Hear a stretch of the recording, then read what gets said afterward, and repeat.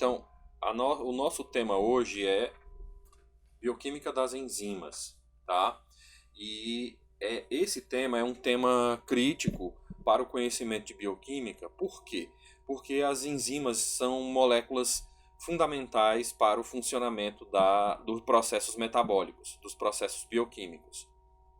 Essas moléculas, elas são, em sua maioria absoluta, proteínas. Então, primeiro ponto que nós temos que pensar em relação às enzimas. As enzimas, elas são, como eu já disse, em sua maioria, moléculas de estrutura proteica, que têm por função catalisar reações. Então, o que significa isso? Que as enzimas, como eu já disse, em sua maioria, só existe um caso relatado de enzima de molécula orgânica que cumpra esse papel catalisador semelhante, que não é proteína, são as chamadas ribozimas, são enzimas de RNA, tá? Então, essas enzimas são ribozimas, são a única exceção à regra de que todas as enzimas são moléculas com estrutura proteica. Pois bem, com base nisso, as estruturas proteicas, elas têm algumas características que foram aquelas que nós discutimos na nossa última aula, tá? Então, nós discutimos nas nossas duas últimas aulas. Então, as proteínas, elas são estruturas peptídicas, né? Elas são formadas por aminoácidos.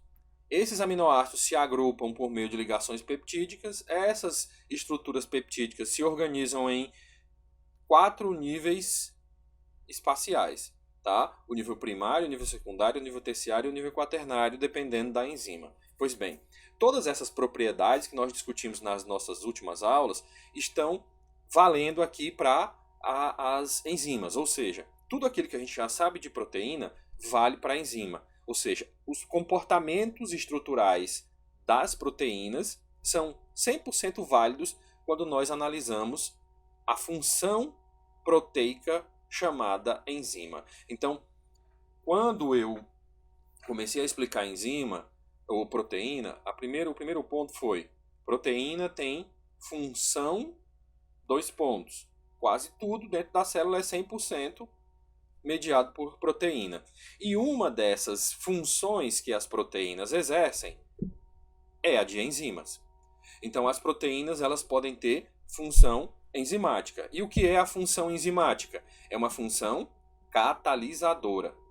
Qual é a finalidade da função enzimática? É catalisar uma reação. E isso significa aumentar a velocidade da reação, para que ela ocorra em taxas de velocidade muito altas e que possam, dessa forma, acontecer também muitas vezes na unidade de tempo. Então, a finalidade da enzima é fazer com que uma reação que ocorreria naturalmente, tá? As reações que as enzimas catalisam, elas podem ocorrer naturalmente, porém, a uma velocidade muito baixa, baixa o suficiente para ser incompatível com as necessidades dos sistemas vivos. Ou seja, os sistemas biológicos necessitam que as reações aconteçam, mas que elas aconteçam também a uma alta velocidade. Se a velocidade não for alta o suficiente, o sistema biológico não vai funcionar adequadamente. Então, as enzimas cumprem dessa maneira um papel crítico no funcionamento celular, crítico no funcionamento dos organismos. Por quê? Porque todos os processos biológicos dependem em algum grau de reações químicas básicas, muito parecidas algumas com aquelas que vocês estão estudando ou estavam estudando com o Giancarlo na Orgânica 2. Porém, em um ambiente muito mais complexo e reações, inclusive, que até são muito complicadas e até, às vezes, quase impossíveis de serem replicadas in vitro, ou seja, no laboratório, dentro de um becker, dentro de um tubo de ensaio. Então, os sistemas biológicos, eles são capazes de gerar reações muito diversificadas e com uma velocidade muito alta. Uma reação não catalisada, ela pode levar um tempo muito alto, como esse que eu estou mostrando aqui, de 10 a 6 a 10 a 12, tá? na escala de 10 a 6 a 10 a 12 unidades de tempo, que pode ser segundo, pode ser horas, pode ser dias ou pode ser séculos. Tá? Então, essas velocidades elas variam com uma magnitude muito alta. Tá? Porém, elas são maiores do que quando as reações são catalisadas. Ou seja, se a reação é catalisada, invariavelmente ela é muito mais rápida do que a reação não catalisada. Então, aqui nessa estrutura eu tenho basicamente o conjunto de todas as informações sobre a ação enzimática. Tá? Então o que eu tenho aqui? Eu tenho nessas figurinhas o ciclo da atividade enzimática. A enzima representada por essa formazinha com esses vincos, com esses sulcos, essa forma aqui representaria a estrutura da enzima. O que é a enzima? É aquela estrutura complexa formada por aminoácidos com suas cadeias laterais, com as suas alfas-hélices, com as suas folhas beta. Aqui nós estamos representando ela nessa forminha para mostrar que na estrutura da proteína existe uma região em especial, e não toda a proteína, apenas uma região, que é chamada de sítio ativo. Esse sítio ativo é responsável pela atividade catalítica. O que é a atividade catalítica? É a capacidade de a enzima acelerar uma reação, que de toda forma aconteceria, mas com a presença da enzima acontece mais rápida. Então não é a enzima toda que catalisa a reação. É apenas uma pequena parte da sua estrutura que é responsável pela catálise, ou seja, pela aceleração da reação. Nessa outra figurinha, além da própria enzima, nós também temos dois atores importantes para o processo. Quais são esses dois atores? São o que nós chamamos de substratos. A pergunta é, eles serão sempre dois? Não, eles podem ser só um. Nessa reação aqui, são dois. E isso é parte de uma das características fundamentais das enzimas que eu vou citar aos poucos para vocês e vou sistematizar com vocês. Então, o que nós temos aqui? Nós temos os reagentes. Ora, toda reação exige reagentes e conversão deles em produtos. Então, o que nós temos aqui é o agente facilitador, que é a enzima. O que nós temos aqui são os reagentes prontos a reagir e o agente facilitador. Quando os reagentes e a enzima, o agente facilitador da reação, se unem, eles formam aquilo que se chama de complexo enzima-substrato. Esse complexo enzima-substrato é uma etapa intermediária no processo de catálise. É neste momento, inclusive, que a catálise pode ser executada. Então, os reagentes, que são, no caso das reações enzimáticas, chamados de substratos, eles estão conectados à enzima no sítio ativo. Observem que não é em qualquer outro lugar, é apenas no sítio ativo. E essa conexão da enzima no sítio ativo permite que o processo reacional aconteça mediado pela enzima. Esse processo resulta na formação e liberação do produto, que nesse caso aqui a história foi assim: dois produtos, dois reagentes, dois substratos se unem para formar um produto. Mas pode ser o contrário, pode ser que eu tenha um substrato e a enzima atue quebrando esse substrato em dois produtos. Aqui é apenas um dos exemplos. Então, o que nós temos aqui nesse caso? O complexo enzima-substrato antecede a formação do produto. Uma vez que o produto esteja formado, a enzima libera esse produto e retorna à sua forma inicial para reiniciar o processo. Tudo isso que aconteceu nesta sequência acontece em frações de segundo. Isso significa que logo em seguida a enzima vai estar disponível para realizar novamente a mesma reação. Ok? Então aqui nós temos que pontuar algumas coisas importantes. Tá? Quais são essas questões importantes? Primeiro, o sítio ativo. O sítio ativo é um aspecto, um ponto fundamental da atividade enzimática. Segundo, os substratos. Os substratos são moléculas que interagem com a enzima e com ela e através dela são convertidos em produto, passando antes por uma etapa intermediária chamada de complexo enzima-substrato, tá? Então, esse processo tem algumas características fundamentais. E essas características fundamentais, elas resultam da natureza da estrutura da enzima. Só lembrando, as enzimas são proteínas. Então, se elas são proteínas, elas são estruturas muito complexas. Por quê? Porque elas são formadas de dezenas, centenas, às vezes milhares de aminoácidos diferentes. Cada aminoácido contribuindo com as suas características, suas propriedades, com suas cadeias laterais. Dessa forma, esse local aqui, que é o sítio ativo, é único em cada enzima, como a própria enzima como um todo. Ela também é única. Por quê? Porque nenhuma proteína distinta é estruturalmente idêntica à outra.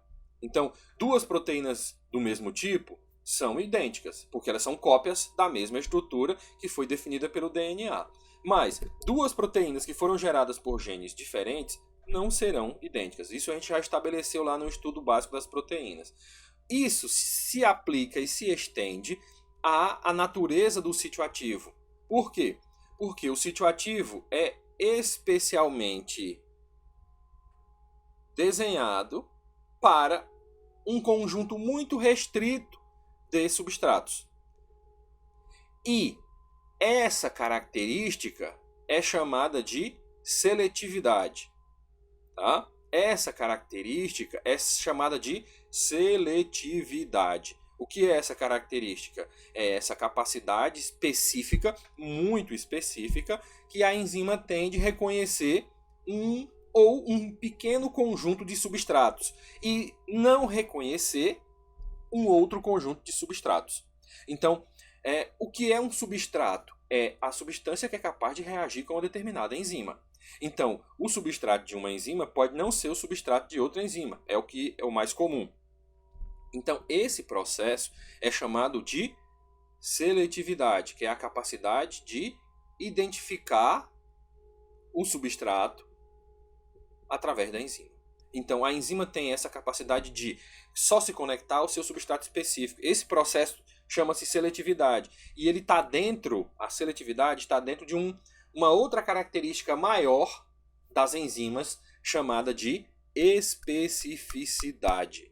Então, a seletividade e a especificidade, elas contribuem para a propriedade fundamental das enzimas, que é a catálise, que é a conversão de reagentes, substratos, em produtos.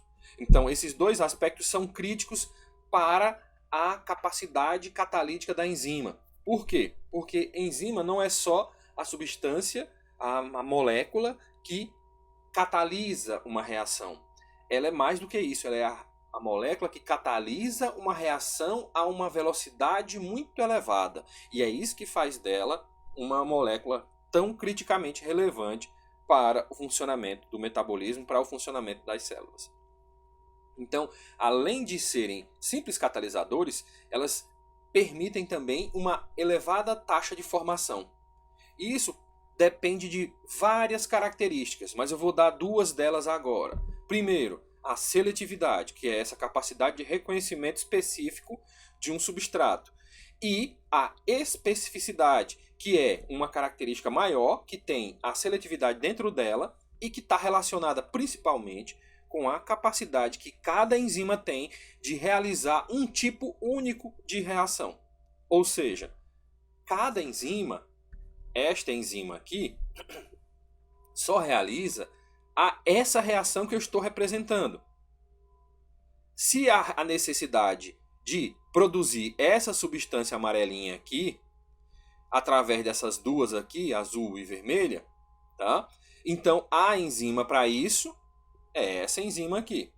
Se a necessidade agora é produzir essas duas substâncias aqui a partir desta, não é mais essa enzima que vai realizar a reação, já será outra. Então, a especificidade é a capacidade que a enzima tem de realizar um tipo de reação só.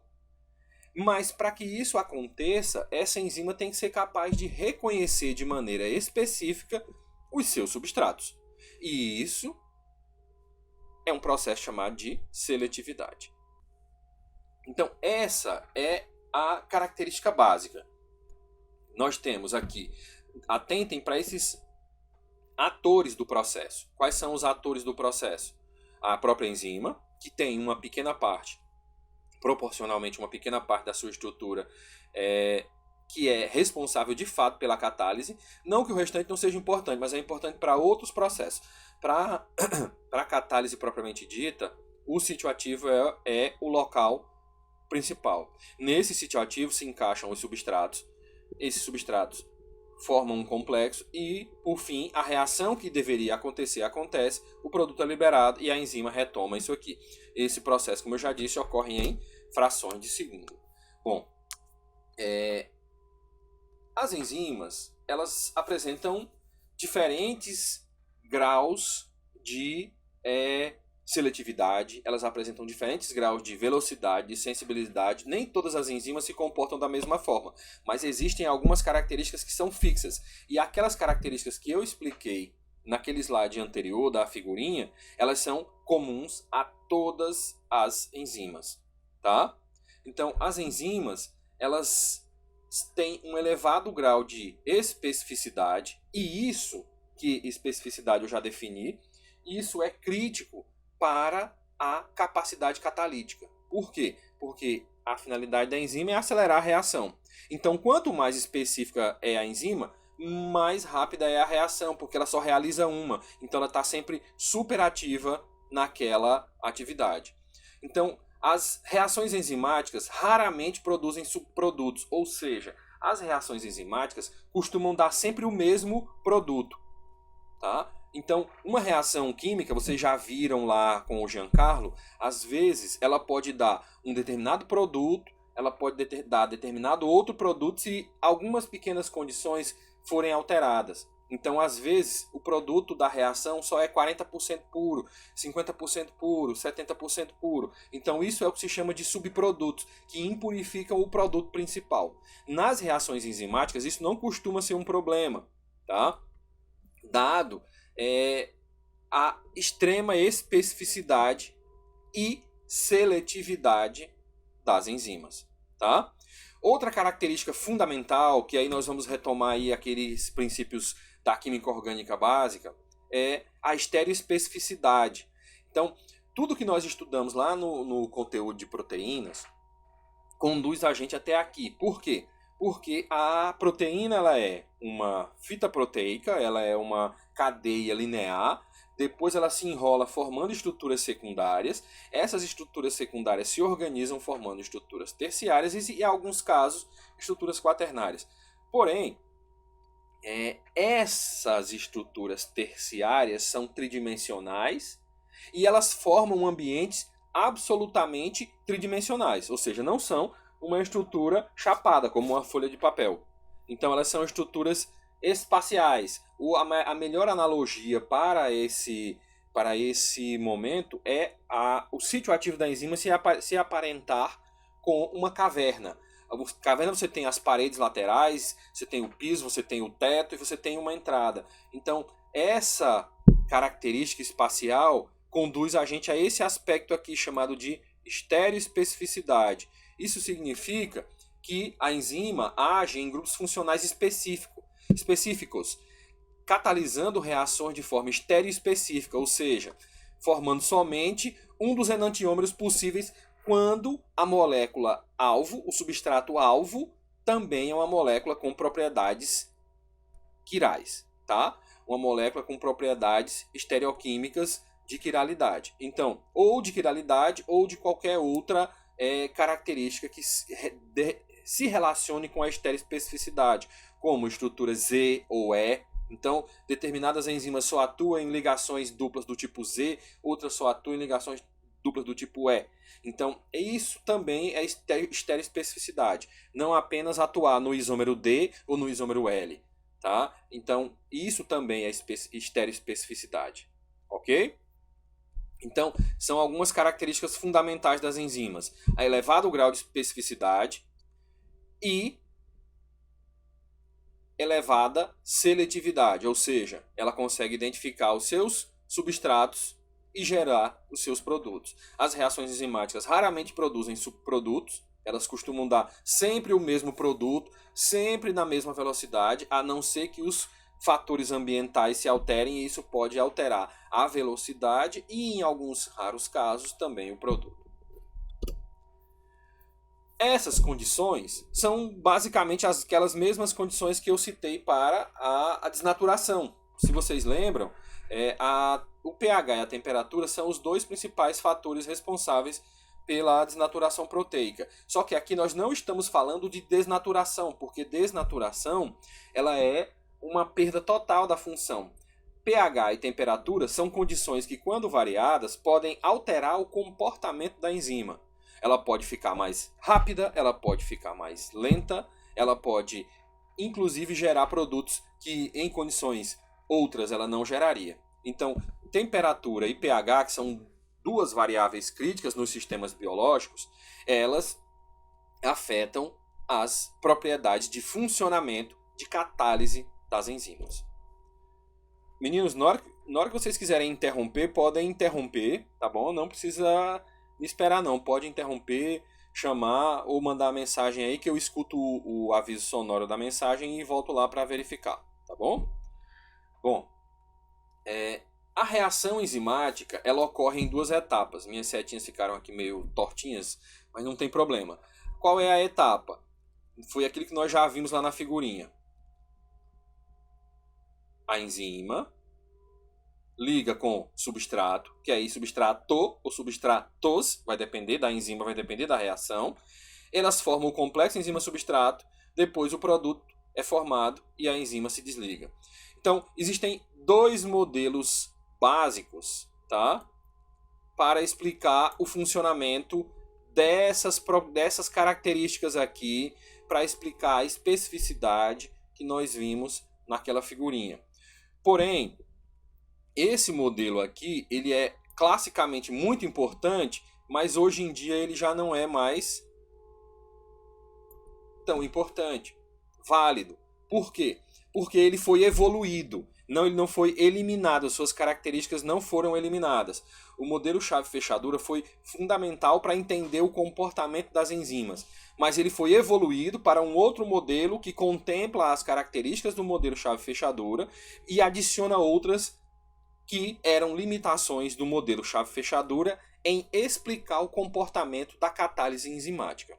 Então, esses dois modelos aqui são tentativas de explicar o comportamento, o funcionamento das enzimas.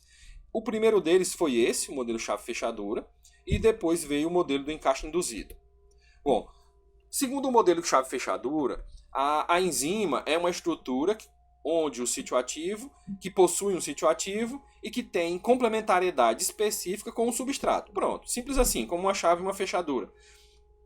O substrato se liga na enzima, ocorre a reação, que é a catálise, e é o complexo enzima-substrato, e gera o produto. Pronto. O que há de novo nessa história? É que, segundo esse modelo, substratos seriam extremamente específicos, tal e qual uma chave seria para a sua fechadura. Então não haveria flexibilidade nem no sítio ativo, nem na enzima, nem no substrato. Isso gerava alguns problemas para explicar alguns comportamentos de algumas enzimas que possuíam mais de um substrato. Por exemplo, enzimas que possuíam mais de um substrato, mas eles eram muito parecidos estruturalmente. Então isso gerava uma fratura aí no modelo chave-fechadura. Tá?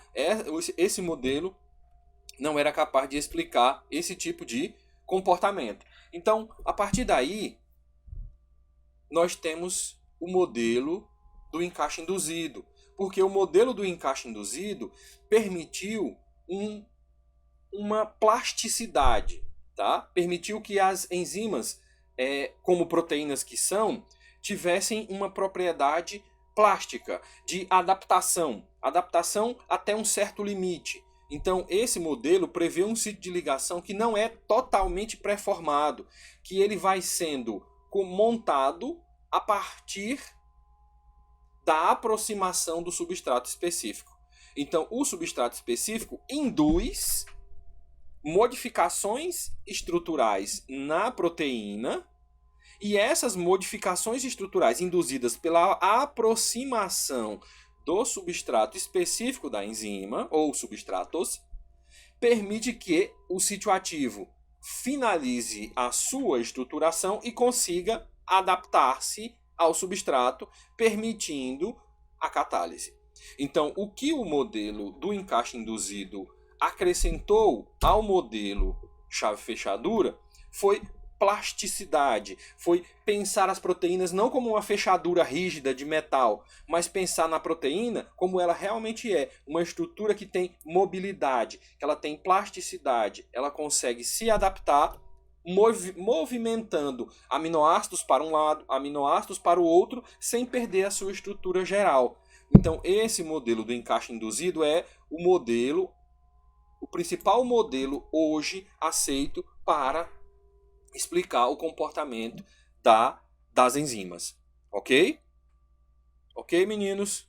Tudo tranquilo aí com essas duas características? Observem aqui, ó, que para que esse substrato encaixe, tá? Não há ainda necessariamente uma forma. Não teria como essa bolinha encaixar aqui, isso aqui encaixar aqui, por conta da distância. Então, o que foi que aconteceu? Tanto substrato quanto enzima sofrem pequenos ajustes conformacionais, pequenos ajustes estruturais que maximizam a interação. Apenas com essa interação maximizada é que a enzima e o substrato unidos geram o processo catalítico que resulta na formação dos produtos. Apenas o substrato específico possui as estruturas orgânicas, as estruturas químicas em sua estrutura maior que vão permitir durante a aproximação, apenas durante a aproximação, que uma determinada modificação aconteça. Então o que vai ocorrer? Vai ocorrer assim: se o substrato da enzima se aproxima da enzima, esse substrato ele induz a modificação da estrutura, tá? Larissa, desliga teu microfone que está dando retorno aqui.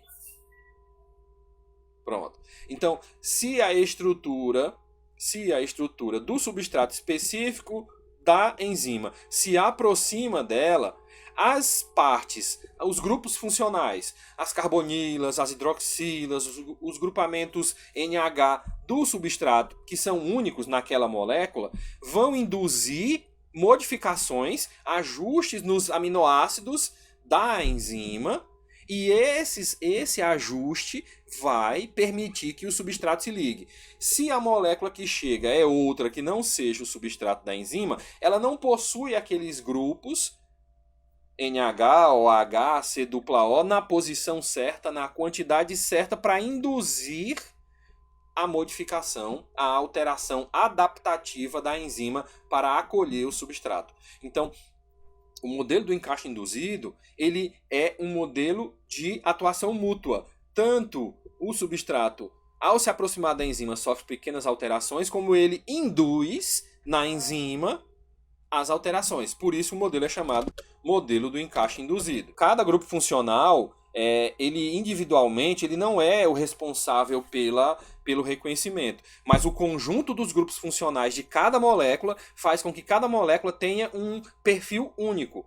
E esse perfil único é que é reconhecido pela enzima. Se eu tiver isso, tá mais feio que no quadro, né? Pronto, se eu tiver isso, essa estrutura não é linear como eu desenhei, ela é tridimensional.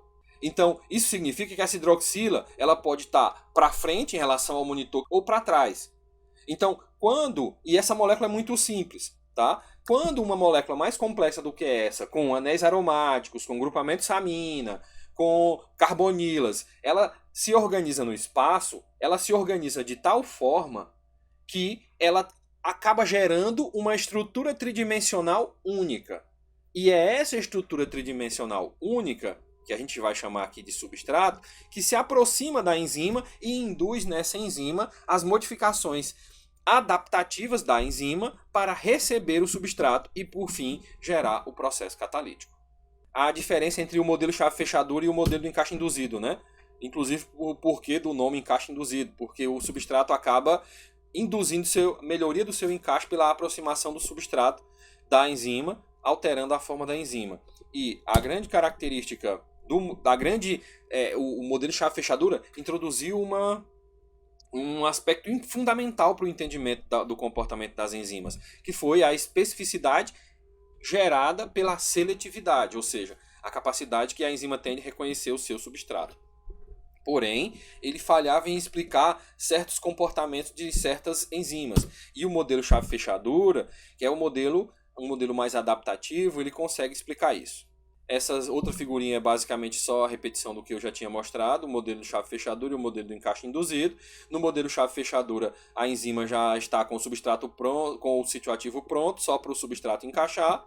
No modelo do encaixe induzido, a aproximação do substrato permite que essa molécula, que é uma molécula plástica, ela consiga se adaptar e gerar a ligação, tá? Aqui nós temos formas rígidas, aqui nós temos formas que se adaptam, que sofrem deformação espacial, ajuste espacial em razão da presença do substrato.